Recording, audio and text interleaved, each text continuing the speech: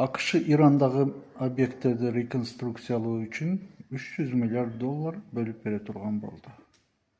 Бир нече убакытка созулган AQSh, Израиль жана Ирандын согушунун жыйынтыгы мына ушундай чечимдер менен бүттү.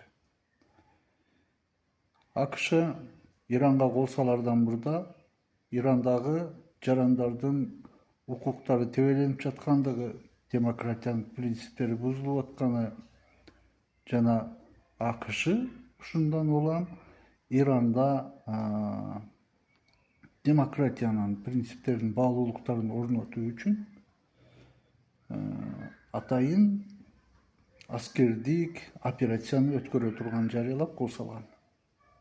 Натыйжасында бул жөн гана шылтоо экендигин, AQShnын негизги максаты нефть экендигин биз баарыбыз түшүндүк. Жыйынтыгында ушу дүйнөдөгү эң күчтүү эсептелген AQSh жана Израиль армиясы жеңилүүгө учурап, Ливан жана Америка, Ирандын территориясындагы бүт